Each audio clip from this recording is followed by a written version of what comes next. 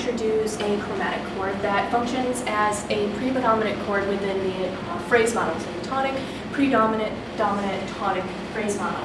And to introduce this new chord, I'd like to look at an example from the repertoire, and this is going to be example 1 on the handout that you have. And this is the first 7 measures of Beethoven's Moonlight Sonata. I'm going to play it 2 times, and the first time I'd like you just to use this hearing to kind of familiarize yourself with the example. And then the second hearing, I'd like you to start thinking about the Roman numerals that you could put on different chords and look for chromaticism in perhaps a chord that will be new to you. And let's see, the third measure. So here's the first hearing. Again, kind of take this hearing to familiarize yourself with the example.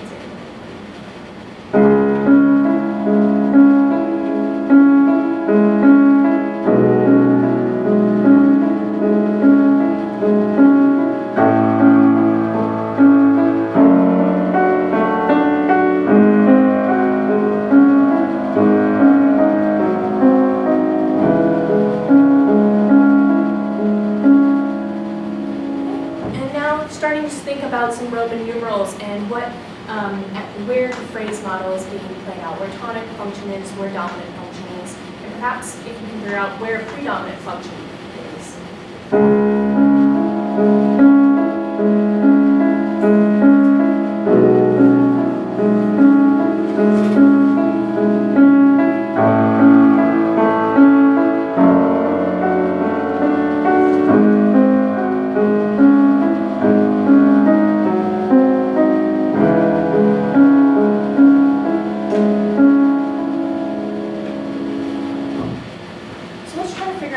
Put some Roman numerals on the first few measures. So, Molly, can you give us the Roman numerals for measures 1 to 3, and just up to the first chord in measure 3? Okay, so the first one's a 1 chord. Okay. The second one is is it a 1, 4, 2? You may perhaps think of it as maybe a 1, 4, 2, or maybe that B is just functioning as a passing tone going down to the A. So okay. Good. Keep going. Good, and then a 6 chord? Yeah, good. And what label in the phrase, what part of the phrase model would you say that is? Is this some sort of a prolongation? Yeah. Like, is this the tonic section? Yeah, good, good. And let's skip over that next chord. That's our new chord that we're going to be talking about shortly. And how about, Dave, how about measures 4 and 5? What chord would you say it would encompass the entire measure 4? You have to put 1 Roman numeral on it. 5. Yeah, 5. And does it have a 7th anywhere? Yes. Yeah, good. So maybe just a 5/7 generic label. And where does that go to? 1. Good, good. And how about in the phrase model? What 2 functions are happening there? Dominant. Yeah, tonic and dominant. And let's go back to measure 3, where we have that chord on beat 3. Erin, can you tell us what are the chord members of that chord on beat 3, just in terms of letter names? Okay, we have an A, a D, and an F sharp. So what kind of triad is that? Major triad. Triad, so a D major triad. And can you translate the letter names into scale degrees in terms of the key? Okay, so we're in C sharp minor. A is 6. F sharp is 4. D natural is flat 2. Natural 2. Some kind of 2. Some kind of 2. So what would be the diatonic 2? Would it be D sharp. D sharp. So, right, and then we have a D natural, so it's flatted, it's lowered, so that's going to be a flat 2. So we have a D major triad that is built on scale degree flat 2, and that's actually what we're going to call a Neapolitan chord. Right there. And you might want to think of kind of the Neapolitan chord as maybe a substitute for the 2/6 chord. So we were there was some kind of confusion as to like sharp 2 or flat 2. And if, for example, if we didn't have that natural sign and we had the D sharp there, we might have a 2/6 chord. But instead, we have a flat 2, making it a D major triad, and something what we call a Neapolitan chord. So I'm going to define the Neapolitan chord as a major triad that is built on flat 2, and it functions as a chromatic predominant chord.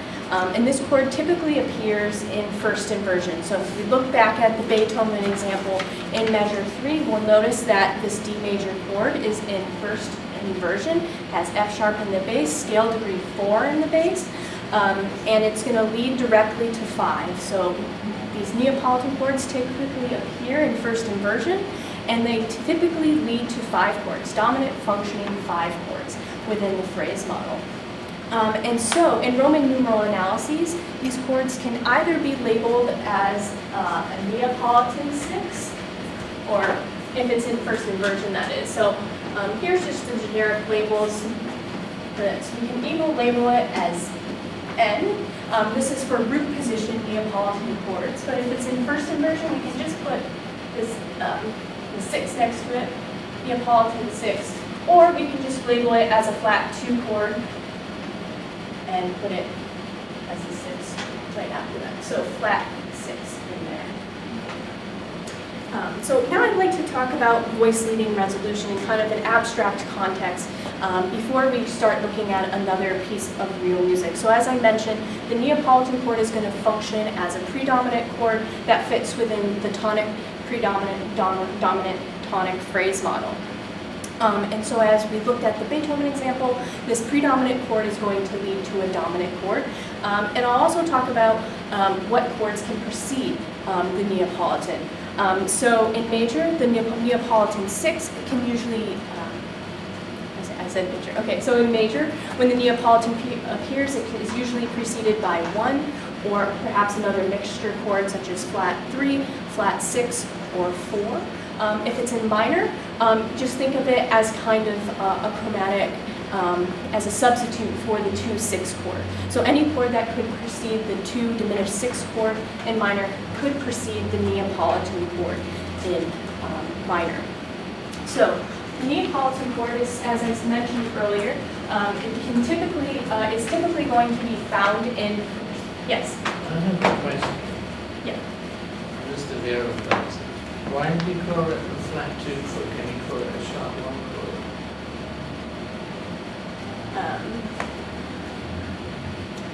I would say that the spelling indicates that it should be called that a flat 2 chord. In that if it was a sharp 1 chord, it would have a different voice leading. So like sharp 1 would lead to perhaps a 2, a scale degree 2, but in this case, as we're going to find, the flat 2 is going to resolve down. So that's why we're going to call it a flat 2 chord. Why are we calling it Neapolitan? I think the best example is this is just one of the generic names that we call different chords.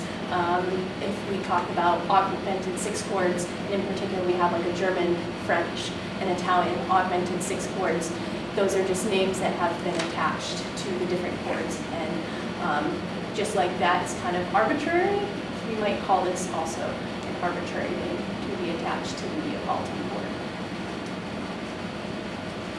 Cool.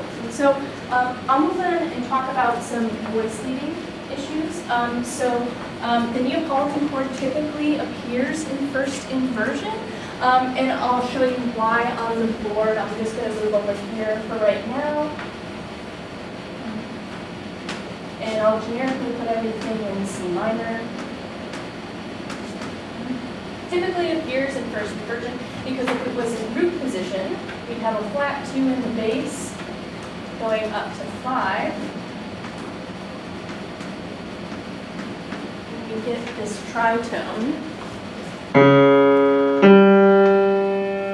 But if we put 4 in the bass, put the Neapolitan chord in first inversion, we're going to be going up to have this nice stepwise motion in the bass, up to 5 instead. So instead of this, we're just going to get this stepwise motion that's really indicative of tonal music. So let's go on and talking about the other voices in the Neapolitan 6 chord. So we're going to have scale degrees flat 2, 4, and flat 6.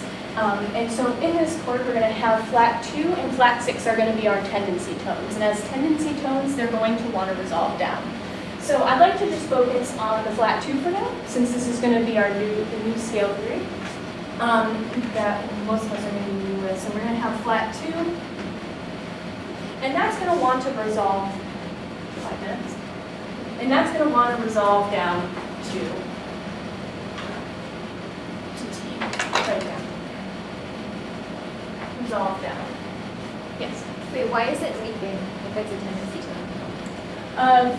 We'll see why in just a moment. It actually will appear in stepwise motion, but when we don't have stepwise motion that is filled in with this little 1, it's just going to go right down to T. We'll hold on there for just a second. The other tendency tone is going to be flat 6. That's also going to want to resolve down. And we'll just go to the next one, 5. Then you're going to say, okay, we have one other chord we can do. What other chord member are we going to add in there? We're going to add in, we're going to want to double the bass as 4, because that's not going to be a tendency tone, and it's not going to have a strong desire to go anywhere in terms of voicing. So this is going to be your tone that has a lot more freedom to move it where it needs to be. So I'll put that up in the tenor, and if we look at this next chord, we already have scale degree 3 in the root in the 5 chord, and so we still need the fifths. So just have the scale degree 4 in the Neapolitan chord, and have it go down to the fifth. Now, I'd like to allude to what Erin was talking about earlier with this tendency tone wanting to go down. It's typically going to appear in stepwise motion, and it's going to go through 1, get down to scale degree 7 right here. And so this can be harmonized in a variety of ways. So we'll take most of the same voice tuning, just so we can speed up the process. We go flat 2.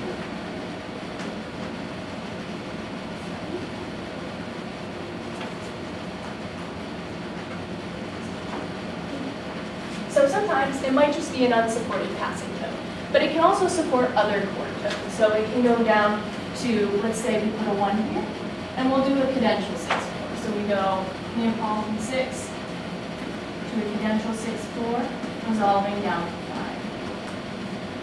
And then for this, just follow the stepwise voicing of your other part. So you have flat 6, that's a tendency tone, should resolve down to the root.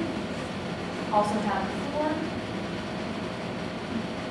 This has a little bit more agency. Go to the next closest chord tone, throw down to E, and then resolve everything down. Hold as many chord tones as possible. So hold the G, hold down E, goes down to the G. I'll just play this for you so you can get a sense of how it sounds.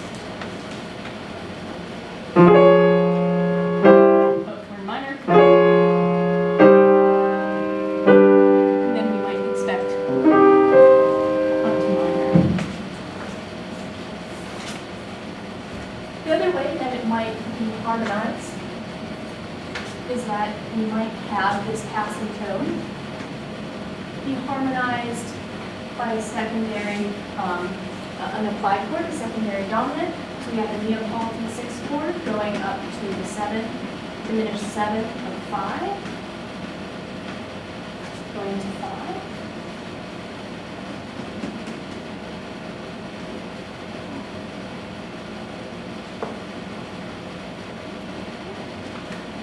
Again, and just think about your tendency tones.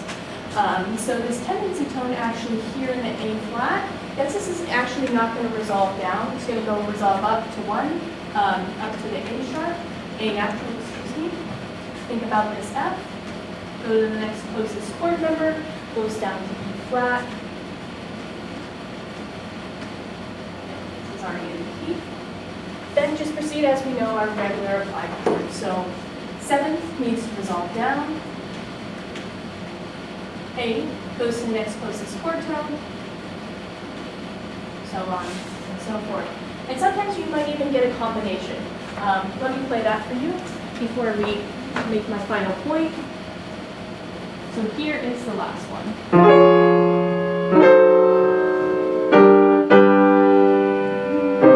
There we go, with the leading tone in there. And sometimes you might have a combination of these two together. So for example, in Neapolitan 6, going to the 7 diminished 7 of 5, going to 5/6/4 to 5/3. So that's all I have time for. But if I did have more time, I would have done a lot more interaction with the students, kind of building the voice leading, singing each of these parts. I would have gotten to this other example that I had on the back, but then I got sidetracked by questions, so I should anticipate that. But I'd also probably talk about expanding too, but this is only 15 minutes, and Yeah, I'm sure, you can very have that. constrained by good. time and everything.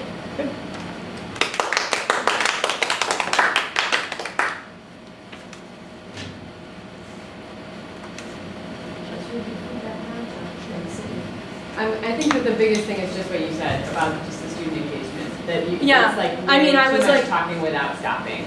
Yeah. Yeah. Yeah, no, like I felt like very constrained, and like if I was gonna get through what I needed to for this presentation, it was gonna just be me talking, but I would probably ask a student to help. Okay, so here's the 7 diminished seventh chord. Okay, build this chord for me. Where does each chord need to resolve? In that, I was just had to talk to make it through this presentation, but I would just be having a lot more, okay, students engage and then sing these progressions for us, and then I would have got to the other example, but I just have to do a lot. Yeah, you can't get too much in 15 But- minutes. Nobody expected you to be Yeah. exhaustive. But yeah, just a lot more student engagement, more of like I was doing at the beginning, much more interactive and not me talking the entire time, because that's very passive for them.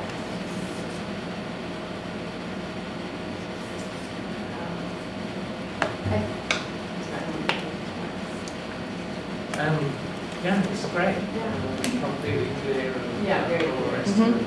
Okay. Pedagogical points I would make in Yeah. this artificial environment is, Bill goes on and on about framing the class, Yeah. and so do I. Mhm. There's a reason we really need to do that, because these kids don't want to be in that room, some of them obviously will tell you. So even for a brief 15-minute, begin by saying, this is what we're going to do. And very often I also say, this is why we're doing it. So that people know what to expect. So, that's generally the case. Even in a seminar sometimes, to say, this is what I'm going to say, and this is what I'm saying, and then do it. So, to me, that's kind of a mantra that you need to think about. Never just start talking, unless you're in a mood to do it. The other, just a little subtle point. You've got to be ready for wacky questions, Yeah. and you dealt with those very well. Mine was a nasty little question, but it was exactly the kind that you could get. Right. Why do we call it sharp one? I don't think you need a sharp one, and you have to go back and think sophomore. So those were all great Okay. the way that you dealt with that. Another question that you could easily get is, if it was a full demonstration, I would have interrupted you again and said, why are you doubling the major third? Because some of your kids would have learned somewhere not to double the major third. They're not going to learn that from many probably mates, but there are other ways of learning harmony Yeah. from the textbook. And that question is very difficult to answer. Right. But the only other quick point that I would make is when this low brass player here asked you where the word Neapolitan comes from, ideally you could have just said, we don't know, and moved on. And you would have saved yourself about 2 or 3 minutes. Yeah. So I'm absolutely not criticising you, but it's No, I understand. worth remembering when you're thinking on your feet in the classroom, do not talk too much. Okay. Because it's, Can I just add while we're talking about questions? I thought you handled my question really well. Like I was basically, I think in every class there's going to be a student who tries to like get ahead of the game, and so I was trying to be that obnoxious student. And you were basically like, yeah, that's the thing. I'll get to Yeah. it in a second. And then you like referred back to me, and I think as a student it made me feel included, and it made me feel like curious to see what you were going to say next. So I yeah, really that liked was that. very nice. One other thing you might want to think about for different kinds of learners is if you're going to give them a lot of information, I really, it works really well, especially like when you went up to the board and you wrote N6 and flat 2/6, like it gives us Yeah. like a clear focus. Okay, we're talking about this and this is the notation. similarly, if you're gonna say like, okay, you might, I think you said something about like, you might find it with low mixture chords, so you might find it with a flat 6 and a flat 3, and I thought, oh. So like writing it down. Yeah, either, to show it in some way so that people are able to follow a little more, because otherwise it can get a little bit like a Yeah. lot of numbers and Sure. information just streaming in. But yeah, really clear, really, Okay. yeah, very, very nice. Yeah. Moving on? I didn't know what Neapolitan was until now, so. So understanding that these are artificial 15-minute situations, instead of giving I'm not going to give my students a handout because they would be kind of creating it as we went along, like writing down what we're doing. So I decided to just give you my notes, like what I would have as a teacher. So I hope that's okay. If I handed this out with the students, I would not have just X'd out things. This kind of went along as I was figuring it out. So this is not a student handout, but Oh, wow, you crossed things out. I know, right? But for the benefit of me and then also for you to understand what I'm talking about, I put yesterday's assignment, today's assignment, and then the homework assignment at the end. So I'll be referring to those. I'll be doing that with the students, so you understand this is just kind of a crib sheet for the teacher. All right, ready? So I'll be done at 20, right? Okay, cool. So you guys remember yesterday when we were doing this chord progression that you all wrote down. We did a dictation of this harmonic progression. Why don't we go ahead and get back to that, and we'll sing the top part on numbers. Okay, so the top part on scale degree numbers. What key are we in, everybody? D flat major? Okay, that's an option with this key signature. That's very good. What else might it be? Especially, I've played you the first one, and if you remember from yesterday, it was in minor. So what is it? B flat minor. B flat, correct, B flat minor. So our first note is 3, here we go, and 3, 2, 1, 3, 2, 1, 4, 3, 2, 1, 7, 1. Well done. And remember, we had the Roman numerals we discussed yesterday. Why don't we talk through those? Morgan, would you shout them out as I play them? You shout out the Roman numeral. Everyone else can just be listening for them. Okay. Actually, Morgan, I'm going to call on you later. Erin, may I have you do that? So here's the first chord. 1, Awesome. 5, 7, 1. And what do we call that? Dave, what would you say harmonically is going on in that section? 1, 5, 1. Uh-huh.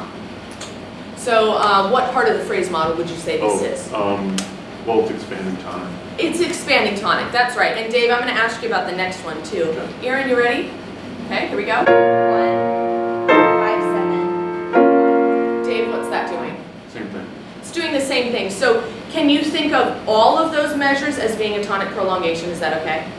Sounds good to me. All right, Erin, let's keep going with the next measure. 4, passing 6, 4, 2, 6. 5, 8, 6, 4, 7, 5, 3. Yeah. And what do we call that thing at the end there, Chelsea? The 5, 8, 6, 4, 7, 5, 3. It's cadential. That's right, a cadential 6-4 going to a 5-7 and resolving to the tonic. So, what chord, Dave, is the one that we're using for a predominant? Where would you say the predominant is? The 2-dimension 6. That looks good. Could you back up? What about the 4? We know that as being a predominant chord also. Could that count? Sure. Cool. Okay, John, what would you say? What would you say about the predominant area in this piece? I don't know, it's the same length as the opening tonic prolongation. Nice. Could we call this a predominant prolongation? Sure. think that sounds good to me. So we had the 4, something else, and then the 2, so let's call that a predominant prolongation. What we're going to deal with today is another kind of a predominant. Now remember, in tonal music, the tonic is our most important. So we're not going to mess with that. The tonic is the tonic. Dave, 1 second. Okay. The dominant is also really, really important, so we're not going to mess around with that. But the predominant, we don't really care. So we can do all kinds of funky things with the predominant. So this year we're going to be spending a lot of time on strange predominants. This is one of them. Dave, did you have a question before we go on? Yeah, so 4, Yep. in the bass it's a G Uh-huh. flat, That's right. and that's scale degree 6. Uh-huh. So shouldn't it be 4/6? It should be 4/6. Well done, thank you. I hope yesterday when we were talking about it, you wrote 4/6 on your paper. Oh, we- Obviously, I did not on my paper, so sorry, that is the teacher's fault. You are absolutely Okay. right, and thank you for finding that too. That's quite important. Here we go. There we go. Alrighty, let's move on to what we have for today, and that is this melody. I've given you the rhythm and the scale degrees only. Here we go, let's sing it. 1 and 1, 2, 3, 3, 2, 2, 2, 1. 1, 2, 4, 3, 3, 2, 3, 2, 1. 1, 1, 4, 4, 3, 3, 2. 2, 4, 6, 6, 5, 4, 3, 2, 1. Beautifully done. What I'd like to do is play you that tune with an accompaniment as it is in this piece that we're getting ready to work on.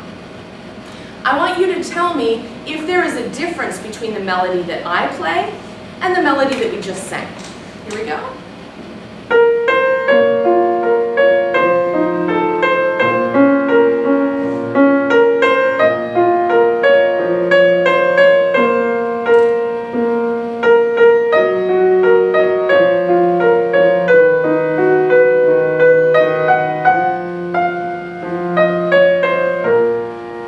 Did anyone notice a difference? Erin, did you notice a difference? Yeah. Where was that? Like near the end somewhere. Like in the second line, near, like second measure of the second line. Yes.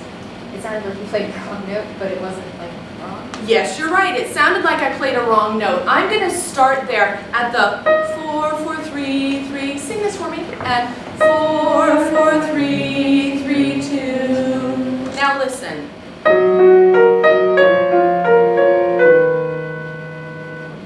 Which one is wrong? The 4, the 3, or the 2? The 2. It's a flat 2. Yes? Would you please write that in on the papers you worked on yesterday? Wait, where? The this. So, yeah, sorry, that was strange because we didn't write this yesterday. I'm in La La Land. So let's go back up to what we did yesterday. Here's our chord progression that is the accompaniment to the song, to this piece we're working on.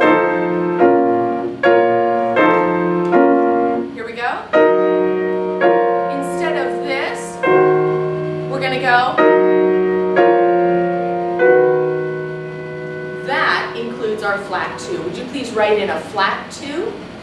What letter is that going to be, Morgan? C flat. That's right, it's going to be a C flat instead of a C on the top note there. Let's just sing that chord progression once, using the flat 2 when we get to it. Ready and go. 3, 2. Sorry, my fault. Keep going. 3, 2, 1. 4, 3, 2, 1, 7. Beautiful. And now finally with this tune, would you sing the melody as I've played it? So we'll include Erin and Morgan's change or correction to the melody. That's in, as it's written, the second system, second measure. Make that a flat 2. Here we go. 2 and 1, 2, 3, 3, 2, 2, 2, 1. 1, 2, 4, 3, 3, 2, 3, 2, 1. 1, 1, 4, 4, 3, 3, 2,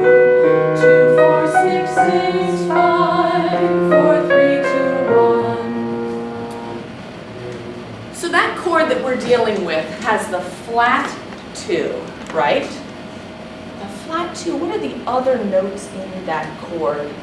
Chelsea?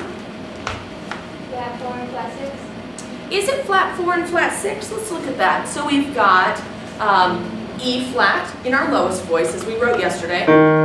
What is that? I That's thought we were changing it. changing what? The E flat? The 2 chord to the flat 2 chord. So I thought everything just goes down, right? Excellent, good question. Remember, the only note that we have sung so far that was funky, that was different, was the flat 2. The only addition that we wrote in was the C flat, like Erin said. So let's keep all the other ones the same, okay? So let's go to the E flat. In this key would be what? 4. Correct. The next one up is the G flat. Chelsea, what is that in this key? 6. Yeah, is it just the regular 6 in this key? Yeah. That's correct. And then we have, what's the top one? The piece de résistance. The flat 2. That's right, the flat 2. If we had, ready, in a minor key, the 2 chord, what is the quality normally of that? Erin? Oh, I just was like simple. Diminished, yes. What if, Erin, keep going, what if we took this lowest note of the diminished chord and moved it down? What's the quality now? It's major. It's major. Very well done. The chord that we're dealing with now is called the flat 2 chord, uppercase because it's a major chord. We see it there in first inversion. So this thing here, we give it a fancy name, but you're welcome to use this one as we go along. Other musicians may call this the Neapolitan chord. What is the Neapolitan? Anyone? Ice cream. Naples. Ice cream, yay! Because it's from Naples. Naples, yes, Naples, Florida. Yes. And Naples, Italy, right? So things that are representative or have a flavor of Naples might be called Neapolitan. So it's just a flavor of a chord. We're saying this one sounds like Naples. Naples, Italy, Naples, yeah. Okay, let me, in these last couple of minutes, we're going to continue working with Neapolitan 6 chords. We'll get into voice leadings and whatnot, but hey, you got it in your ear a bit. Your homework tonight is, if you look on the bottom of the page, I know you're going to love this homework. It's so good. Okay, so here is the text. This is a piece that I'm going to send out in the group me, and it is a piece by Louise Reichert, and this is, the text was by Metatastio, an Italian poet. Opportune love, you that ignite me, advise me and defend me from peril and fear. I would like for you to write 2 paragraphs about how the harmonies of the piece might represent this text. And you will have just that section of the score. I'll send that out to you just as soon as we're done with class. Cool? Very sure, yeah.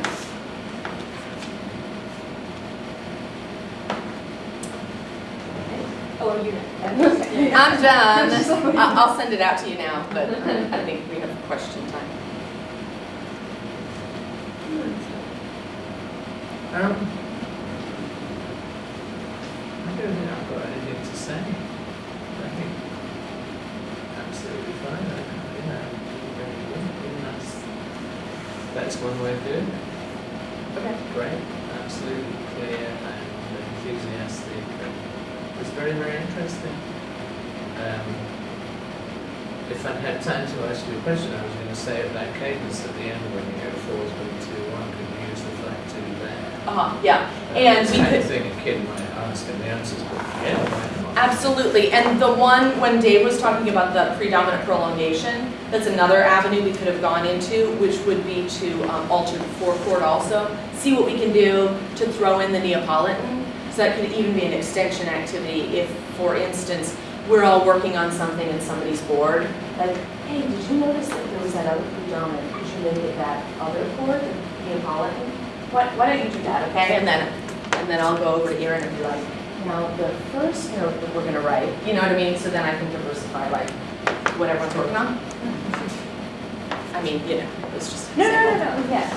And I was gonna have Morgan play the accompaniment toward the end, like, oh, let's sing this and you do the. The interactivity is good, and I also Yeah, the I like interactivity. the fact that when Dave put his hand up, he said, wait a minute, I'll come back to you, and then he did come back to it.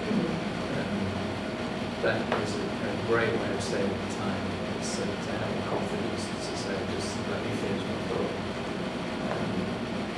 Yeah, not always easy to like feel that pressure, that hand up, like sometimes to say like, hold on, I will come back to you. I like that that drawing on it from hearing first and altering first, I think is nice because the students don't just get caught up in the score right away and instead to sort of listen for that difference. I thought it was really effective. I was ready to give them the score, like, after a little bit. This was just a fake Right, kind of of course, demonstration. yeah, but But just to get started into it that way is. that's right, and I think even within this time frame, I mean, especially since you guys were like doing just fine, I would have handed out the score. But Just as a, yeah. but Work on that. I intentionally, you know, used this like Right. notation stuff because, anyway, I just wanted to hit it from all angles. And we'd done notation yesterday, so then today I was like, well, let's not do it on the staff. Just as a general learning point, I was really pleased to see the key that this thing is in. Yeah. And as a general learning point, that's something to remember for your classes, I think, where you construct your kids do so. So, I mean, this is a beautiful example of that balloon that just comes over so much. Yeah, I know. That seems like, oh, it's so cool. It's so good. I've been listening to these for half a century and I still think it's cool. Yeah. But one of the things that we do in 202 anyway is we'll not use a piano piece, we use a string quartet piece. For instance, sort of Easter's of the Earl left there today. Yeah. Things of that kind. Maybe occasionally introduce a foreign text. This wouldn't be a good idea in this case, but. Oh, it is. I mean, I hope it is in this case. To introduce I mean, a a foreign text. text in a foreign language. It is. Yeah, but you know. But so that they have a sense Just of as a that. general point, sometimes in 202 we'll get them to do a German poem. Uh-huh. So we know you can't speak this, but you need to get used to dealing with languages that you don't speak. That's a translation. From Italian, of course, yeah. I mean, the piece, when it shows up, it'll be in Italian. You I've know, heard of this guy. Yeah. this gal. Oh, that guy. Oh, yeah, the poet. Okay, I was like, Louise. Okay, yeah. I was going to say, I think as a student, I liked this song, and I would have loved to know what it was. Yeah. So I wish that you had, like, I think if it were, I mean, if you were the full class, I'm sure you would have told us, but that was like the one thing. But I really liked that I was like sitting over here with my buddy Morgan, just like, homework, and I like just made like a sort of like a small complaint noise about it, and you didn't let that slide. You were just like, no, you're gonna love the homework, and it like made it a funny moment instead of just like negativizing the Cool. class space, and Cool. that was cool. And I'm with you on wanting them to know what the song is. Since this is a longer range assignment kind of thing, I'm kind of like sneaking it to them, which I have concerns about the framing idea, but we can talk about it later. Because sometimes, like, I kind of like it to be more like theater. Like, you don't know what's coming up. Yeah. So for Well, this, I just, carefully say, yeah, sometimes you don't feel like it. exactly. So like, I don't want to say, we're going to deal with the Neapolitan chord, because then, well, what's the Neapolitan Yeah. chord? I would rather it, No, I'm with you on that, Yeah. and I do that. Some day we sat through my stuff with me when I was student. Occasionally I just kind of boom and hit them with something. Yeah. And maybe come back and explain why you were doing that. Um, Yeah, I agree. For me, the only thing where you could get kind of tangled up is with that question of Neapolitan, because it is such a problematic term. Like, what are we saying when it sounds like Naples? Like, and I the know. same thing will come up in the German, French, and German. Italian. They're just like such problematic terms in the first place. I agree. So if that's the only thing I hesitate is like literally the only thing I hesitate. So what would you say? Well, it's like so I think last year when I was talking about the augmented chords, I wound up saying something like this is some horrible terminology that somebody came up with using an essentialized set of ideas about like what people sounded like. But you know, and I wish that they would change the names. These are the conventionalized names we use. It's not actually saying anything about people from Naples or Germany or Italy. I totally get it, and I resonate with that Yeah. concern a lot. One of the things that that I do, and it might just be worth ending on, is to have in mind some really interesting cases. So if you've got, if you had an hour's class, you might think you've got time to say, okay, let me tell you about an interesting RP case, and then I would tell them about Mozart Fifths, which would help me just to revise for them, and they can remember what to do in the sixth, and they can get the fifth and play it, and then I'll explain to them and combine the brains of the entire society of music theory, but still not been able to find out where that phrase comes from, and why it appeared in English at the same time as it appeared in the German, and why this happened in the 1850s. And you can do a little cameo in a minute like that, and then it stops them from feeling you're undermining your own point because you can't tell them why it's called a Neapolitan. And it teaches them the general thing that there are some aspects of history and theory that are just very mysterious and very, very interesting. And for me, when I think about it, I think I said, like, here's where it was sort of used for the first time. We need not take it as evidence of how any group actually sounds or anything like that. Yeah, I guess it seemed a little more innocuous to me than like the French and German Sure. ones, because we talk about Neapolitan other things, Right. right? To like Right. Neapolitan ice cream, and so it's Right. kind of a descriptor instead of like a racial designation. No, fair, and I don't mean to No, believe no, it. no, no. And actually, I would do what you're talking about. I actually would do that, but I do it with a student.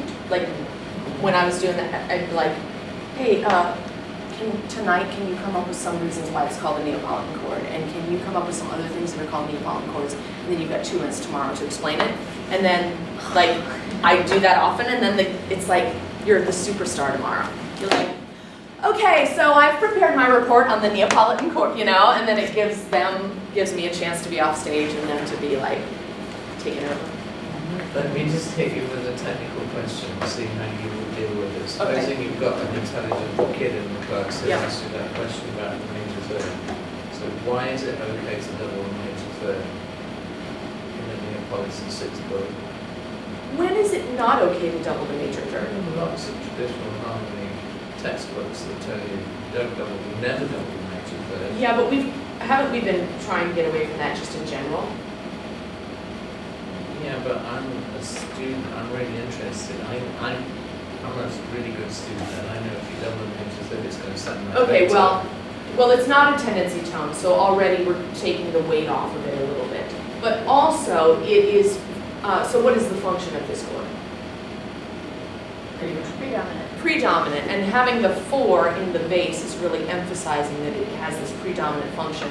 Just like we can double in a 5/6/4, the cadential 6/4, how we can double the top note of the chord because it's emphasizing that it feels like it's some sort of a 5 chord instead of some sort of a 1 chord. So it's emphasizing the function that we would like to emphasize. Is there a chance we can get it back? Yeah, really quick, because we don't want to run out of time. No, it's fine, go. I have something I need to settle down. Yeah, so okay. we'll be back.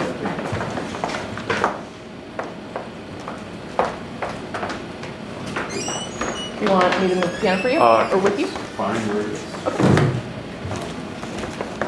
Well, you got, so you have to leave. I have to leave by 1, and I can't be. Okay, so you can So I'll leave afterwards. I didn't mean to start writing with that. This way you should have done it. Done. The right thing, there were a lot of things that you did really well. No, it's fine. I should clarify that. No, it's fine. It's okay that you didn't start with the routine, well, this is what you did well, but. Yeah, right. But, You did well. like, I understand, like, that's a very common thing. The So if sandwiching? you just cut to the chase, like, you understand that too. Yeah. Dave, can you tell me the first numbers of your number again? 231. Cool, thank you.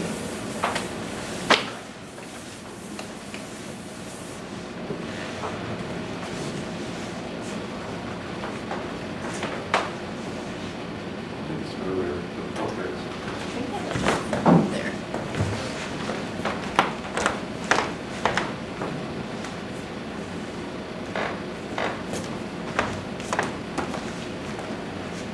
There. Yeah, I'm not just looking for a praise quote or whatever. I think a very grammatical approach.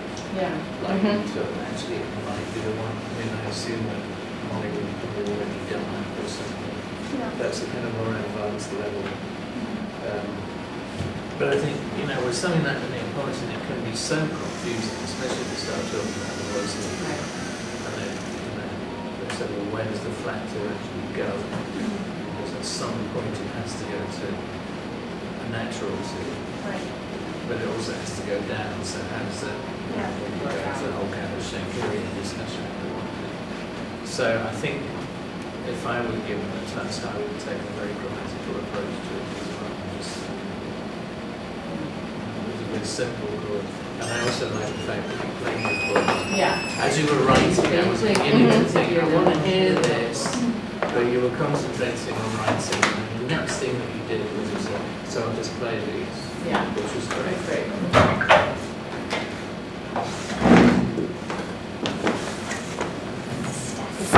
Yeah. We have good additions. We have like, David's now going to play the bronze second piano coach. Okay, let me see. I think I have everything I need.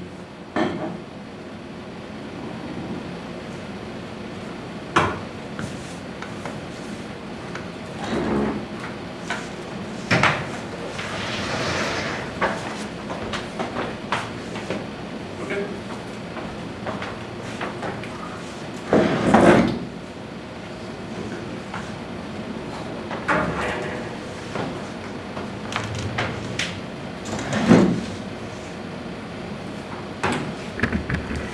Okay. Today, we are introducing the Neapolitan new chromatic harmony. We've talked about chromaticism in a number of ways thus far. First, we talked about tonicization as a way to get some new, colorful pitches. Also, we've used mixture. We're also going to talk today about a chord in which we're not going to use those things necessarily. We're going to use a scale degree that's itself altered, that doesn't occur in either major or minor. It's not necessarily tonicizing something else. So for today's 15-minute lecture, we have three things that we're going to do. First, what is the Neapolitan? Second, where are you going to find it? And third, what does it sound like? What does it feel like? What is it like in the musical wild when you actually find it?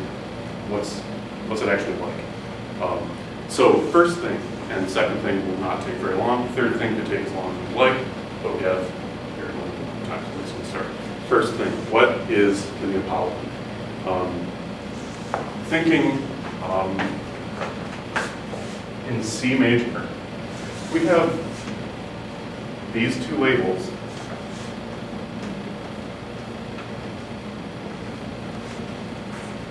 These will mean Neapolitan in the future, Neapolitan 6th.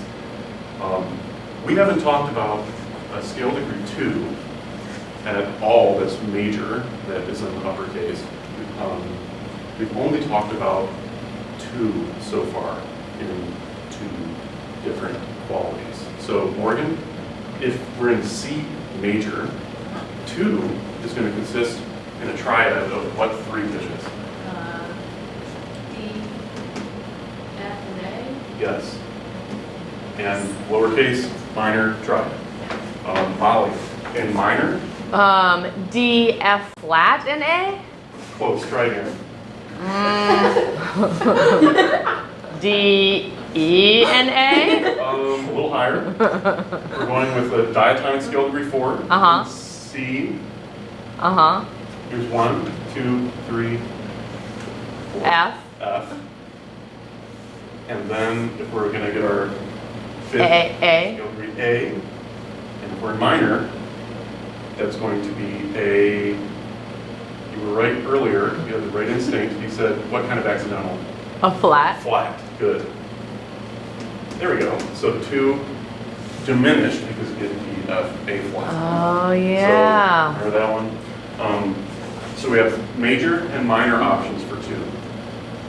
The Neapolitan is going to happen more frequently in minor. It could happen in major, but it happens in minor partially because it's very closely related to 2 diminished as we have it. So the flat, when it's in front of a Roman numeral, refers to what element of that chord here? Like the actual root of the chord. Right, so that means 2 is going to be taken down a step.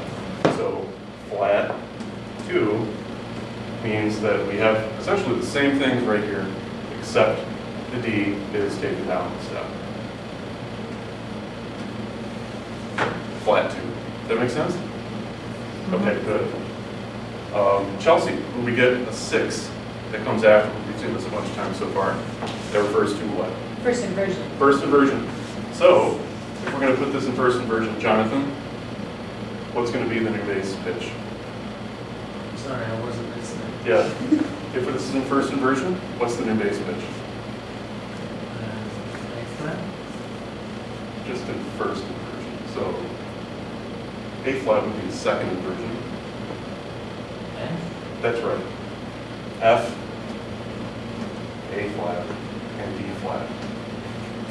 So that's what 2, 6 is going to look like. That is the Neapolitan in C. If I had more time, we'd look at other keys as well, but for the purposes of introduction, it's a flat 2 major triad in first inversion. That's how you commonly can see it. It'll also happen in root position, but in root position, flat 2 going to 5 makes a tritone, and it's a sound of the tritone most of the time. So that's what it is. Where are we going to find something that's called flat 2, 6? Think about the phrase model for a second. We have tonic, predominant, dominant, tonic. Those are our categories. We'll take the easy ones. We get tonic and tonic. Not much room there. For the dominant space, we have either 5 or 7. Erin, what's your favorite predominant chord that we've talked about so far? Just the sound of the bass. 2-6 is a good one. Morgan, what's one that you like? In either major or minor. 4. Chelsea? I like the Phrygian half, so the 4-6. That's a good one. Maybe some diminished varieties, Jonathan? Do you have a particular favorite? No. No? I like 2 half diminished personally. 2 half diminished 6-5. That's a good one. This is where flat 2-6 is going to go. This is just another flavor of the varieties that we have for a predominant sonority. And for the time being, that's really all you need to know about where it's going to happen frequently is a predominant chord. Yes, John? Why are you learning about the 6th chord rather than the chord in root position? Because of the tritone, like we just talked about, leaping up to 5 gives you a sound. And it's actually really hard to sing. You might like it, but for the singers that have to sing, it might not be quite as pleasant. And it's a lot easier to move by step, at least for your basses. They would be grateful. But you can get a flat 2, and you can tonicize it, and it works just fine. But in most common cases, we're just going to stick with flat 2-6.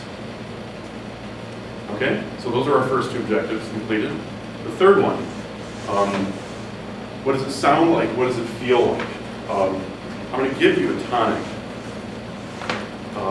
We're going to sing those scale degrees that we have up here.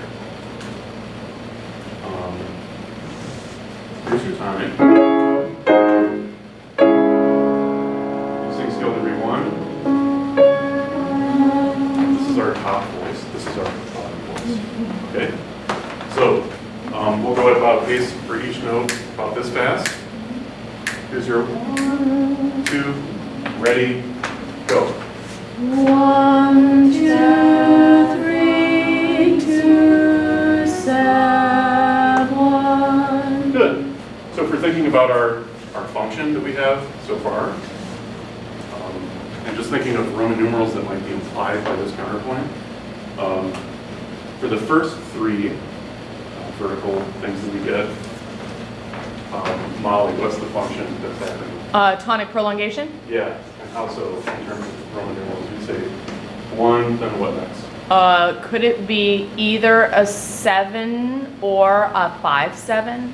I mean a 5-6 Good, yeah, let's go with 5, 6. or 5-6-5? Could it be 5-6-5? Sure. And then if we go back to 1 and 3, then that's gonna give us, A 1-6? try again, the base is. Oh, that's right. Yeah. A 1. 1, there you go. To the 4, going to 5, going to 1. Morgan? The 2 and the 4 could be how many different things? It's usually a 2 chord. Yeah, and it could be plenty of things, but let's say, Yeah. since we're in minor, it would be 2, 2 diminished 6. yeah, good. Going to 5. 5, and I'll take last one, do a 1. Let's sing it again. This time, let's lower the 2 people on the upper voice. Yeah, Chelsea. Well, since I was saying I was higher than they were on the 4, so the 2 is really the bottom, and couldn't that then also be a 7-6? Right. That is an issue, and in picking voice types, I just didn't want Jonathan to be alone, but you are singing a bass part. Yeah. Sorry, I should. That's okay, yeah. Well, it's- even if not, couldn't it be a 5-4-2? Perhaps, but for the time being, let's just stick with it being 4, going to 5, going to 1. Okay, cool. Since the resolution Well, works out a little bit better. I guess maybe since the 4 doesn't go to 3, we Yeah, could. that might be a little more problematic that way. Yeah, okay, So- cool, so thank let's you. stick with this. Awesome. Let's try one more time. Thank you. And we're gonna take a flat 2, or just a lower 2 based on what I'm hearing. So,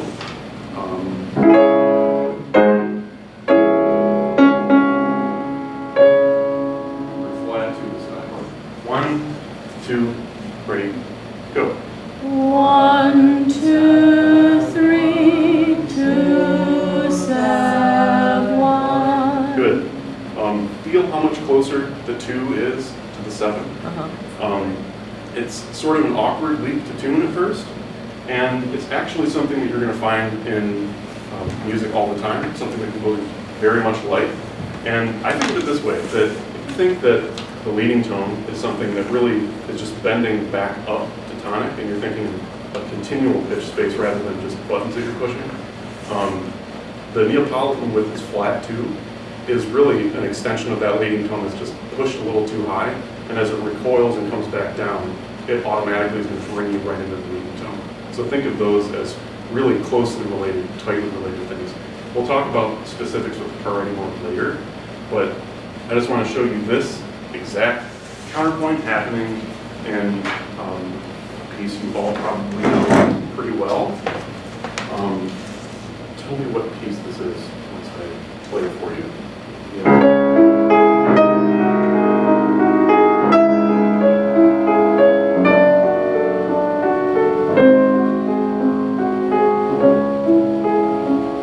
Anyone know what piece this might be from? Where C sharp minor has those undulating triplets? Is it clear to live? In one language, yes. Nice! Moonlight Sonata by Beethoven. Let's see. What do I want to say about this next? The activity that I have planned for the rest of the hour, and I have like, how many minutes? 2? Okay, I will probably just summarize what I have then. I was going to have them listen to a complete performance of the first movement of this, and they have 3 tasks as they're listening. Find every instance of a Neapolitan chord that you hear, give a measure number, and then, Do they have the score or not? yes, that's what I was going to give you Okay, all okay, 3 of yeah, my okay. editions, so you could look at different versions of it. And the second question was, are there any Neapolitans that happen in a key besides C sharp minor? Which there are. Tana says F sharp minor, you're Neapolitan as well. And the last question was, are there any special treatments of flat 2 that happen that are actually separate from the Neapolitan context, which there are. It's the spot with the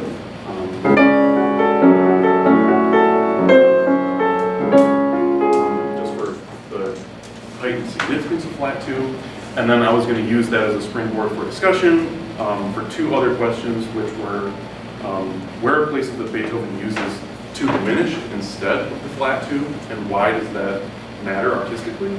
That you want to retain that specific flavor for specific points in the piece. And then leading on to the big question, what is the effect of flat 2?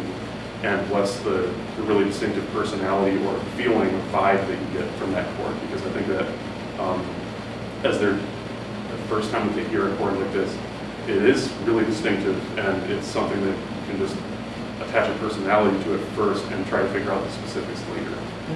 That's actually the way I did a lot of ear training initially, like the fully diminished 7 being like the terrifying, like, scary chord. And so that was just the way that I've done things. But that was the general thing I had.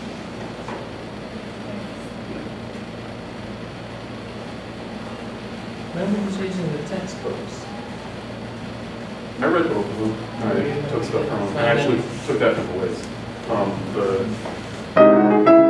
That part, he uses that instead of the beginning of the sonata movement because I think that one's actually much more, there's a lot more exceptions about where the 7th is in the spot that Morgan asked me about in measure 4. This one is just like literally tonic, predominant, dominant, and tonic, and that's why I used it for this. So did use it. That one that you picked out where the C sharp major goes to over a C sharp bass in the D major chord is actually a very complicated thing to explain, so that could be fun. It's good that you didn't bring that into the basic exposition because it points in the wrong place. Yeah. I really like the mix of written and oral and playing and singing, and I enjoyed the balance, the diversity. One thing that we tend to say, I think, is that the reason we don't jump that tritone is because it's easier to sing if it's not that. And that one has started to kind of get to me. I mean, I know because sometimes we're not talking about chorale style. We're talking about keyboard style or something, so it's not necessarily a singing thing. So I wonder if we could just say, like, it's more idiomatic, or in this style, we prioritize this or something, because that one comes up to me a lot. And then singers will go, I'm a singer. They'll go, I can sing that. Right? Well, we do it because we can't sing it. Well, I feel like partially it's also because of the style developed based on what was probably easier for people to do in just for what they had with them or whatever singers were available or something like that. Absolutely. But I get what you're saying. Yeah. Sure. I have 2 comments. Yeah. Number one is I really like that you juxtaposed it visually with the other predominants. That made it super clear to me. And the second thing is you respond exceptionally well to trolls. All of us were just like... That's happened to me a lot in the past, so I feel like it's something at least I'm good at once I've been I'm sorry, I was not trying to be a troll. I just was... No, that was helpful to actually have to explain, like, where we were. You really thought it was an F flat? No, that was a joke. That one was a joke. But then when we went on, I was like, oh crap, what am I doing? Actually, you know what it was? Because I think you said it was in minor, or it was minor, and so I was looking for a minor chord. Got it. And I was like, it's already a minor, what do we... Quality rather than low. So, I mean, I was totally, that was stupid of me, but it was that mode thing. Is it okay to tell a bunch of sophomores that a flat 2 is a kind of raised medium tone? I I think guess so, it is. because I think in the sophomore theory, we'll talk about sort of the upper leading tone and the lower leading tone for 5, augmented 6th chords. I feel like really augmented 6th chords and Neapolitans are just extensions of the leading tone in some direction. I mean, I like it in principle, because later on they're going to be learning that flat 2 never goes to natural 2, it resolves downwards, which is one of the interesting turning points in the composition. Can we talk about double neighbors? Is that a way to... Thanks, Molly. I was going to talk about double neighbors. I really like that you clarified how this fits into modal mixture or not, right? Because we've just come from, in the, as you've seen in the learning study, they're gonna do modal mixture first and then they'll go into Neapolitan. And I also like that you have this mix of the written and the playing. I didn't feel like the playing happened quickly enough. Yeah. We didn't hear anything until we were 8 minutes in. So there's a lot of writing and talking. And then the only other, two other small things. I think, sometimes when you have these things you want to get through, you say them, but then, like, you mentioned, it works more often in minor mode, but we hadn't actually seen what it was yet. So the idea of like why it might work better in minor mode or whatever is harder to see when we don't know, because it has, then you don't have to flat the 6 is already flat or whatever, because we haven't yet seen the Neapolitan mention that. The only other thing, I struggle with this, I don't know quite how to handle it in my own classes, is that when you want them to hear something, so you have them all sing it so they hear it, only the people who sing that altered pitch really hear it, right? So when you said, did you hear that too? And you said the flat two, I thought, well, no, I was thinking about my 4 that I wanted to make sure I'm saying it right. And I don't know quite how. Just have them swap right You after. could have them swap right after, Yeah. especially if you're doing mixed gender so that there's not, so that it doesn't really Yeah. matter what the actual register is. Or, Right. yeah. Yeah. You'd even have soloists. Right. Yeah, and if there's more time, I think that's definitely a Yeah. possibility. Yeah. Well, really nice, very clear. Cool. So I just want to say one thing, at the risk of sounding patronizing, but as a kind of rule, I will not have students sing sitting down. Right, yeah, always standing. Sing, just make them stand up. But it's a good thing anyway, because it wakes them up. Just like ideally we'll move them around the room or I get complaints about it a lot. I got a bunch of complaints about it in my student emails, but it's not going to change. And it's, I didn't want to interrupt Bill the other day when he was talking about singing or whatever. The other thing, as I was taught by one of the world's greatest choral trainers, is never ask a bunch of students to breathe in. If you want them to be ready to sing, tell them to breathe out. Because when you breathe out, the next thing that happens is you breathe in properly. Most of these kids are not singers, they don't know how to breathe. They're not lying in a sense. But if you make them really breathe out, that makes them ready to learn to sing. It's a very good tip. The great Susie Hickory told me that. And I've seen her do this with amateur audiences and completely transform the sound simply by saying, don't breathe in, breathe out first. Now we'll sing. It's good, effective. Not really relevant to what you're going to do. But I think the standing up thing is actually, if I'm going to do this 15 minutes. Especially because you're I getting them would at say, 8:30 okay, in the stand morning. up. Yeah. What I like even better than the having them sing it and then having them switch is half the room divided into 2 parts, and then the other half of the room divided into 2 parts, and then We're just listening. that's right. So does that make sense? So like this half of the room, you're just listening. You guys, top part, bottom part, go. And then, okay, switch. Y'all listen, you top part, bottom part, go. It's the same number of repetitions, but then they get to hear both sounds. Yeah. Cool. Thanks. Yes.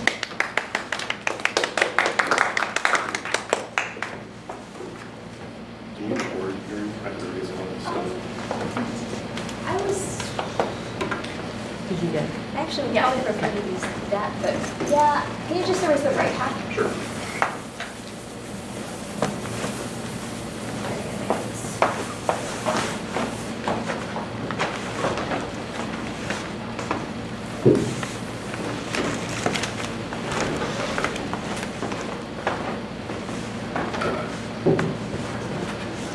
Yeah, yeah. Yeah. Thanks. Thanks. Yeah. Well, I don't think it's Yeah. What a beautiful Saturday. It's fine. Bye, dude. You're going to tell the people that this is fun. What? She said it's fine. No, I said I'm glad I don't have to go to the funeral. Oh, I usually bring reading material. Yeah, because you've not, that they're talking about something you don't know, and yeah. And then there's people crying, and it's like, you just bring, I usually have reading to do. Bye, dude. But I want to Thanks. Yeah, thank you. See you Wednesday.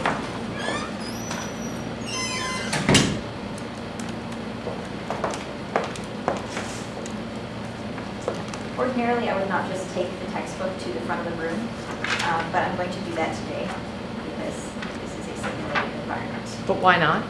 Huh? I guess in a usual situation, I think I would prefer to look for my own repertoire or choose like my own keys to play things in. But since the assignment was directly to teach, like to focus on teaching from the textbook, I will do that today.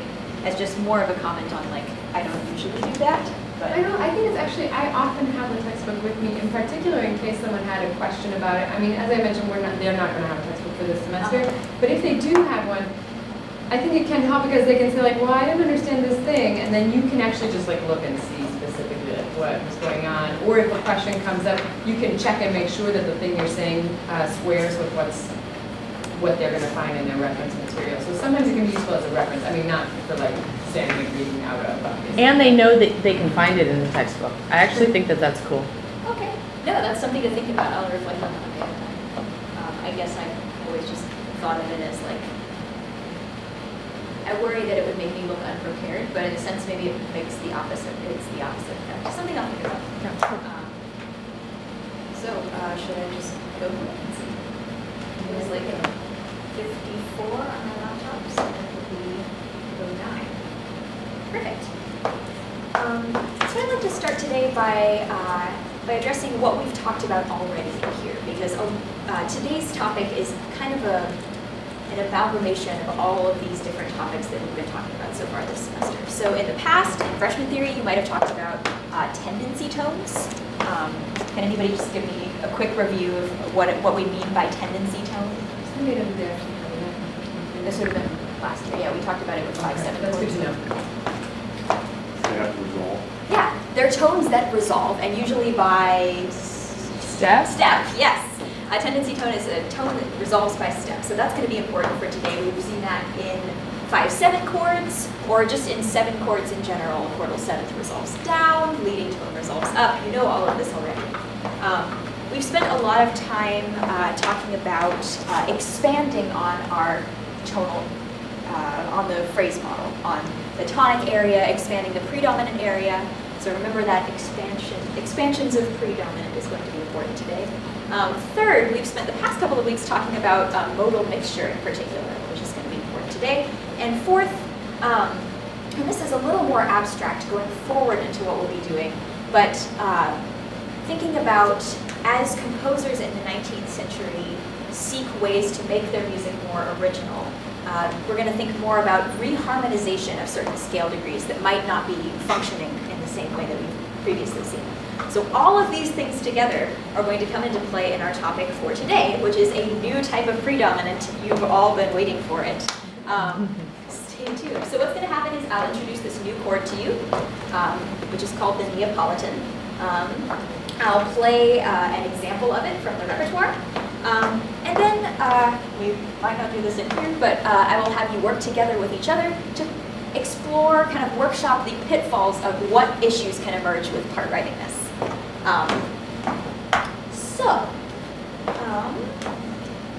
Let's see.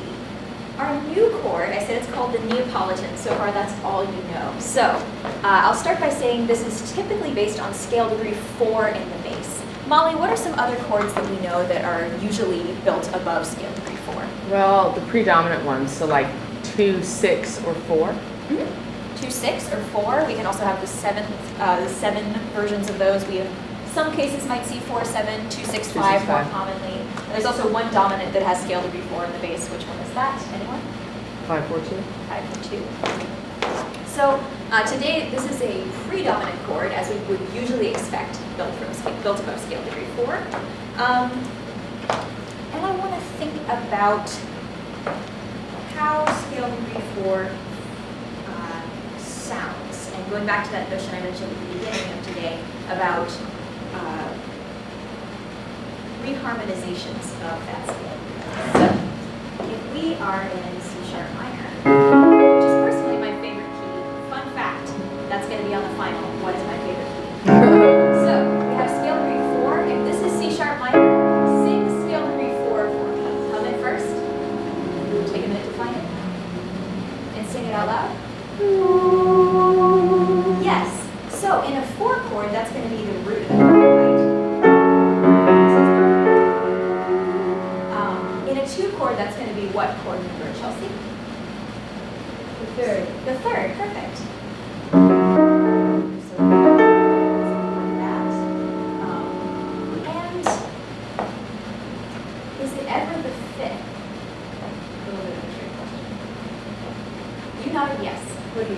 Well, it's the fifth of a 7 chord. Yeah, which we're not, usually we'd only see that in modulatory context. So as we're thinking about predominance, usually scale degree 4 is going to be either the root of the chord or the third of the chord, or in the case of 5/4/2, 7. Or I guess, well, that's beside the point right now. So thinking about it being the chordal third, what quality, if we're in a minor key, what quality is that, is the 2/6 chord? So we have this. What chord quality is that going to be? Diminished?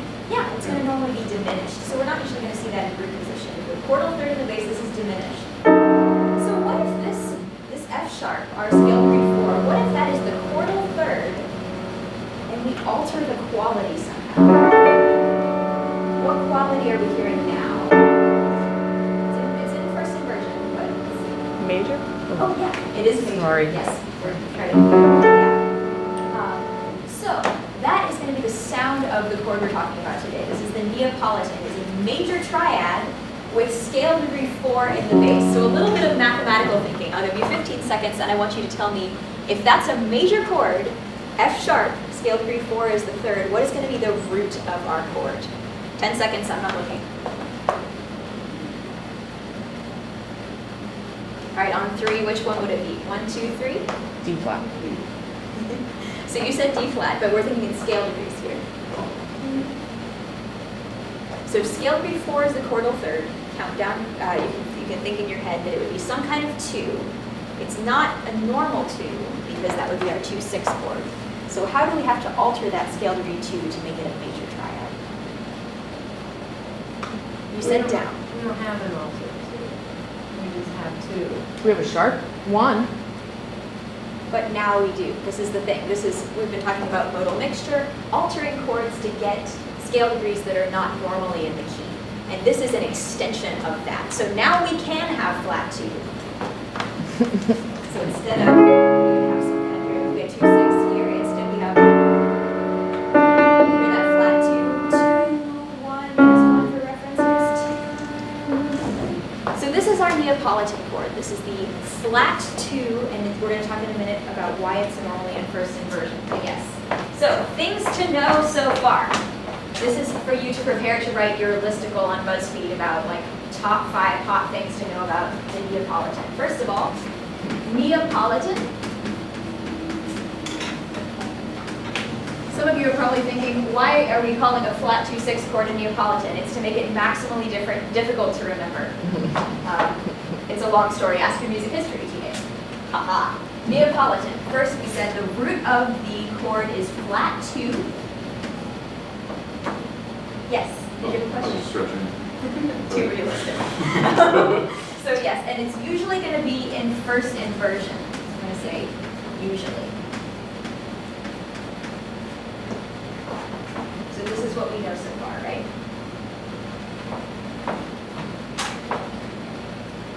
So the flat there, does that mean that, what is that flat doing there? The flat here. Yeah. So think about in figured bass notation, if we had the flat here, it would be altering a member of the chord.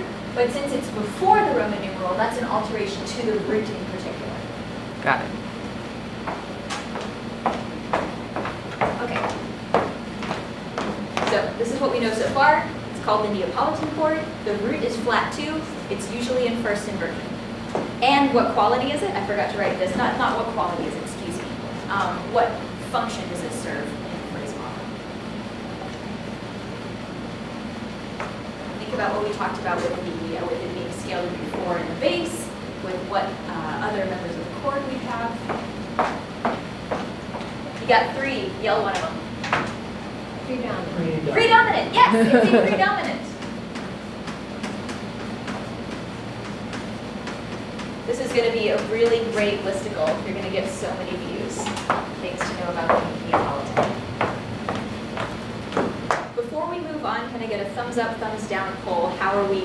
If you understand, thumbs up. If you're super confused, thumbs down. Can I just get a quick survey visually? Okay, so I see this is like the average is like here. So if you have particular questions, you can interrupt me and hopefully I'll clarify some of your questions going forward. if I tell you that this chord usually occurs in minor pieces, so I just gave you this example in C sharp minor. So we have 4, and here's our new chord. If I tell you this is normally in a minor key that we're going to see this chord, why might that be? Think about how we would spell this chord in particular, and what scales we represent it. So D flat. D flat. So if we're in C sharp minor. Right, and it's flat. Right? But Yeah. it's 2 that's Yeah, it's flat. plus flat. Oh, good. Okay, this is a very important point, and I'm really glad you brought that up. So remember that when we say flat in the Roman numeral, we're thinking about just in meaning that it's lowered, right? So if it's normally D sharp, it would be what? D, not flat, but D. D natural. Yes, exactly. Yeah, so that's a good point. It's not that you necessarily flat the note, it's that you lower it. So this is flat in the sort of abstract theoretical sense. Yeah, so if we're in C sharp minor, the root of our chord is going to be D natural for the Neapolitan. And then what would be the other 2 notes of the chord? The chordal third we already said is what, Jonathan? What would be the chordal third? What do you think would be the chordal third of the Neapolitan in C sharp minor? We talked about it being in the bass. Would it be F sharp? It would absolutely be F sharp. And Molly, what would be the third member of our chords? We have D natural, F sharp, it's a major triad. A. A, perfect. So this is why it normally occurs in minor, is that we already have the A natural as a member of the minor key. Does that make sense? So like the flat 6 kind Yeah, of a flat 6 thing. is already at home in the minor key, and Okay. it's a member of the Neapolitan. Cool. So it involves more modal mixture to use this. Okay, so let's add that to our list. Usually in minor. In a minor key. Since we're pressed for time, I would like to talk about the tendency tones of this. And in the simulation, I'm not going to get to the repertoire example because I want to specifically talk about, I want to hear the resolutions of this. So if it's a predominant chord, where do predominant chords go? Pre what? Dominant. Dominant, predominant, yes. So eventually, whether it's through another predominant or just directly, our predominant, including the Neapolitan, is going to go to the dominant. So, let's do a little bit of an example. I'm using a lot of C sharp minor. We'll come back to that key later in class. But for now, let's go to F minor. So just remember, we're building on scale of 4 in the bass. There's our flat 2 that's changing the quality of the chord. We can hear the difference between 2/6, our 2/6, and then going to 5. We might go to dominant here. So let's talk about going back to our notion of tendency tones. If we have a scale degree 4 here, that's going to be our bass note. What about scale degree 6? Where do we feel like that wants to go? And I'm going to ask you to sing it. So we have scale degree 6. Where does that want to resolve to if we're going to a 5 chord? It wants to go down to 5. So we have here's 6, 5 in the inner voice. Okay, now let's talk about that flat 2. This is a really weird scale degree. I've been seeing a lot of furrowed eyebrows out of flat 2. How does this behave? We know how a lot of other scale degrees behave. We don't have one for this yet since it's new. So, here we go. Where does that want to go? First, let's hum flat 2, hum that note. Now sing 2, and where does it want to resolve? 1, yeah. This is a crucial point about Neapolitan chords. So if it wants to resolve there, here we go, perfect. Wait a second, that's not a major triad, that's not our 5 chord, that's not the regular dominant. Is there any case in which, think about your freshman theory class, first year theory class, is there any case in which you would have scale degree 1 above a dominant? Chelsea? The cadential. Cadential 6/4, yes, and this is one of the most common habitats for the wild Neapolitan. which is moving through a cadential 6/4 first.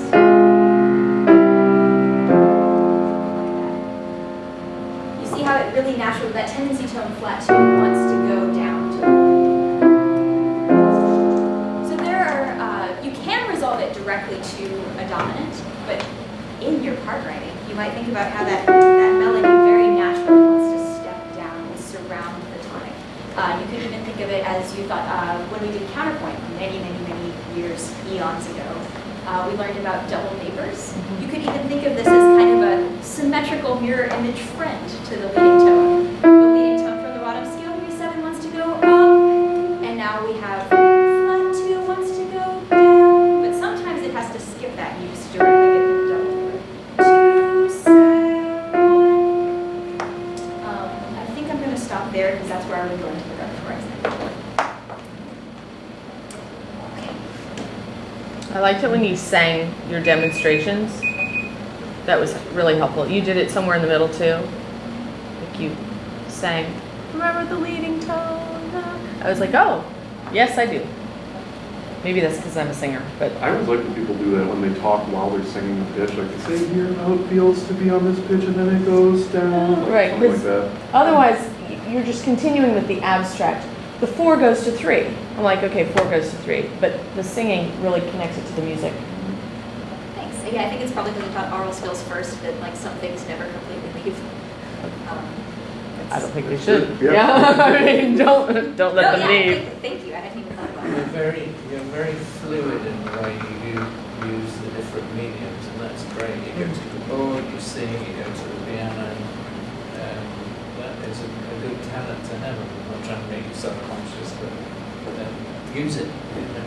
You're the kind of teacher who you need to walk around the room, and that's when you're at your strongest. You know? And walk out to the class as well. It's something I do. It works better with big classes, but certainly with the big classes, I have to talk for a few minutes from the back. Actually, you can just keep the thing alive. But the sort of hopping around from one kind of expression to another is a great strength of yours. So in case anybody else says different, they're wrong. If anybody says don't hop around, just remember that we said do. I also like how you're dealing with these possibly fuddy-duddy terms, but you're maintaining a teacher persona. So you're not acting like a kid, but you're using terminology that the kids would know, like the BuzzFeed kind of stuff. I Like, didn't plan that in advance. I'm just. but I appreciate how you're able to speak in a way that connects with the students, but you don't have to become a student yourself. Like you're not lowering yourself down to be like, hey, what are we doing Saturday night? But you kept your teacher persona. I appreciated that.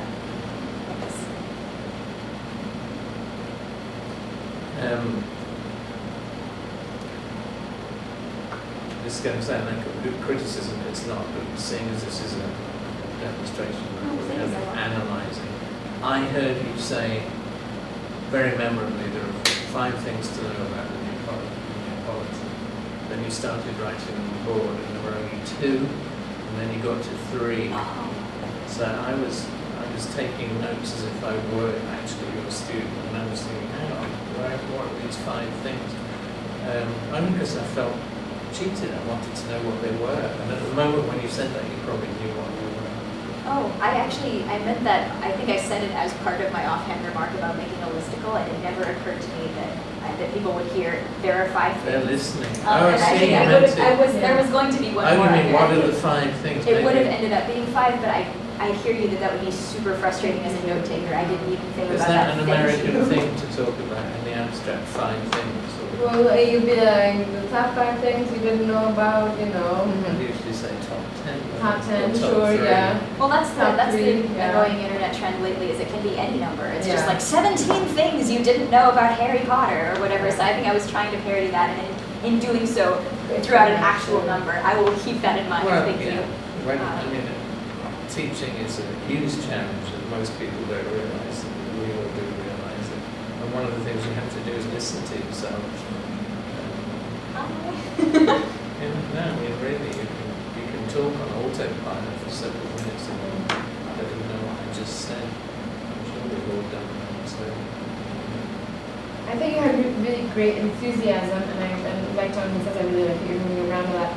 Every once in a while, I was trying to think to myself, like if I were somebody who really needed visuals, I was a little bit lost. Because like it didn't have a score, and I didn't have actual notes on the board. So like, we would be in the kind of the middle of a conversation, and you'd say, well, so, and then where will we be? And I thought, wait, where are we? I'm not sure what's being asked. Just to have like a few more sort of concrete markers in case like your student is half asleep and they've kind of not been paying attention, and then they pick back in and they're not sure where we are now, Yeah. right? I mean, I don't mean to say we should facilitate our students being half asleep. That's, you know, we don't need to bend to that. But just to know that some of them will be at 8:30 in the morning, right? So they need sort of just that constant reminder, kind of where are we relative to where we're going visually in some way, a little bit, whether it's on the score or on the board or. Yeah, and I think it would, I felt myself wishing, like, realizing as I was going through this, and I probably should have done a trial run on my own, but I mean, I'm bored at home. Well, and you're probably It's- not going to do a trial run of all your teaching at home No, before you do it anyway, right? That's So- true.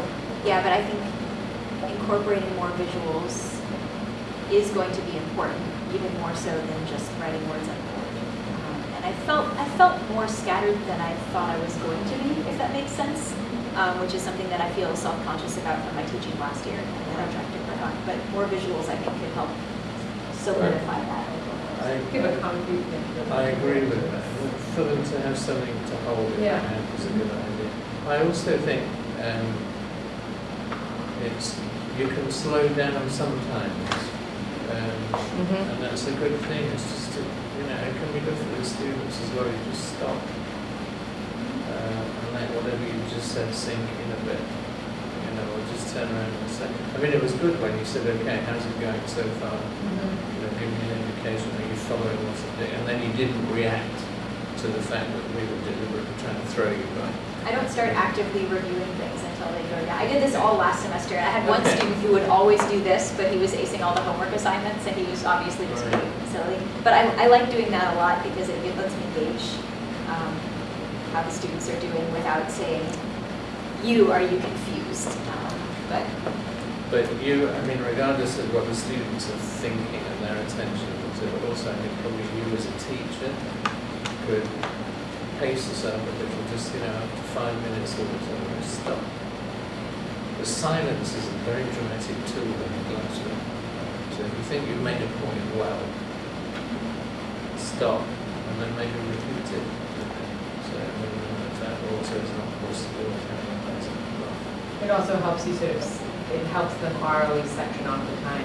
So that when you take a breath, they know, like, okay, that's like the end of a sort of a learning paragraph. We're going to move on to sort of some other aspect of it or activity or something. I had two things, if I may. One would be, if I were you, I would go back through the video and I would like to divide it into chunks of things that you were talking about and then reorder them like a puzzle. Because there were some things, like when you sang the tendencies, the 4s and the 2s and stuff, that was super cool. But maybe it would be more, I think it would be more effective at some other point in this. This was great, but it also felt like we went from that to something else. Yeah. So the pieces were really awesome. It's just, I think they could have been in a more effective order. And I wonder if you might see that if you watched I mean, it would be painful, but. I'm sure I will. Hello, self. But if you went through and thought of it like Chelsea was saying in teaching paragraphs, and then go, that teaching paragraph, since I'm talking about tendency tones, that's what that's about. Move that into, so like do exactly the same thing, but just put the cars in different garages. And then the other thing I was going to say is, I also do the polling the audience thing about like, well, how do you feel about this? So unless they all give 100%, I think I'm going to react. Otherwise, it feels like a waste of time. For instance, you said that we were like there, An average of right? So then we're not all like, yeah. So if you're polling, you're wanting to know how it's going. And if we didn't say that it's great, I think I would deal with it. If I didn't want to deal with it or review, I just wouldn't ask. Okay. Does that make sense? Yeah, that does make sense. So what I'm hearing is more visuals, more conscious structure, and a little bit more slow and careful with the rhetoric. Yeah. Yeah, I don't know whether it's helpful to use the word slow. Because Yeah.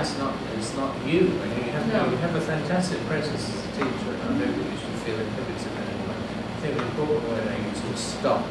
Yep. And I was right to use that. Pauses. Slowing down is not something that we're able to do any more than if you said, Jonathan, speed up a bit. I wouldn't really know how to do that. I have a speed at which I do it. But stopping is something that we don't have to do. Remedial Caesura. Yeah. There we go. Oh, What did you say? speaking her Remedial language. Caesura.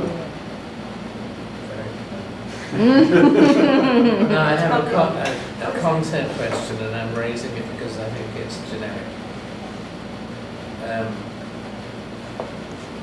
So I did what a student is quite likely to do while you were talking, because I've heard now 4 people telling me that the Neapolitan is usually used in minor, and I'm thinking about pieces of music like that, and that to me is counterintuitive.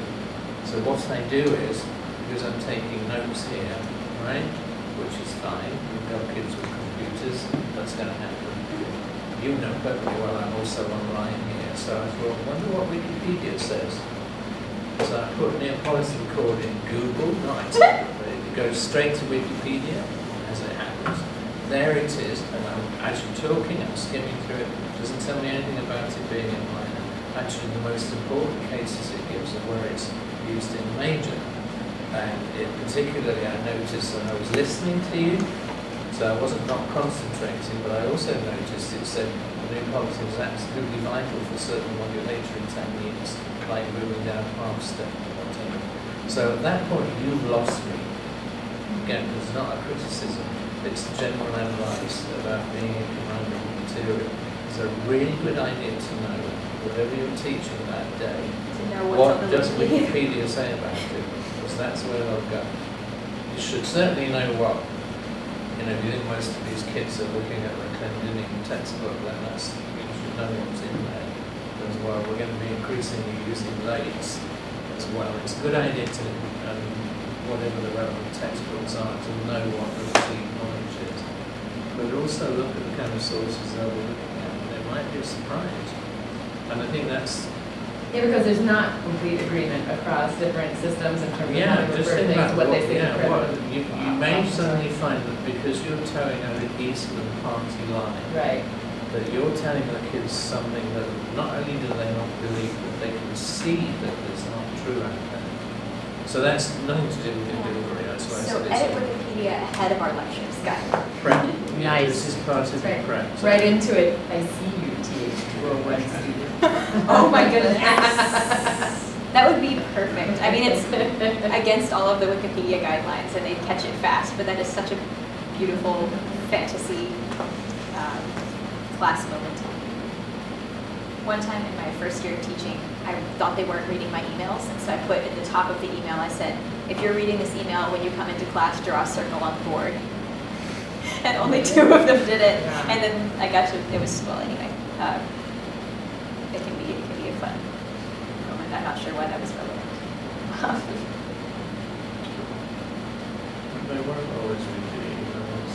You know, I have to tell you, certainly when I was chair of the department, I was absolutely convinced that my colleagues never read a single email I sent.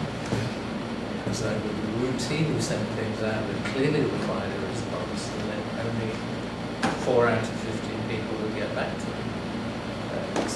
And it's the same with undergraduates. They're busy people. Yeah, Well, they everyone's read it, they- inundated. Everyone is I inundated, hate you know. email. I hate email with a fiery passion. I would be happy if no one ever sends me an email ever again. I much prefer, I mean, obviously I'll answer your emails, but I much prefer to be, I'll probably stay in touch with my students via phone because that's just what I prefer to do. That's my personal I choice. suggest GroupMe. I like that idea a lot It's- and I want to talk to you about it. Yeah, it's excellent. It's super easy. And then they don't just have your cell phone number, which I'm okay with, but I think maybe it's better pedagogically to use, Distance. you know what I mean? So anyway, but having the GroupMe is really super easy. Yeah, I like that a lot. I have let students text me in the past, but that's something that I think I really only feel comfortable with as a younger TA. Like, as just, I think, and only because students have been respectful of it, and I gave them like a list of terms. Like, I was like, we're not doing, anyway, that's all just general pedagogy discussion, and probably not the place for it. When you guys move on to 202, you'll find that, I think I probably use Blackboard more. And it's the kind of, it's the official means of communication. If there's something on Blackboard and they haven't taken it in, they're going to be in trouble. So that's tends to be my default setting. You don't have to work that way, but that's the way I've worked in the past. I think we're all set for now, yeah? Unless anybody has any questions about anything, or needs anything before Wednesday. We don't have a meeting on Monday. When are you having your weekly meeting? After lecture, so the first 2 weeks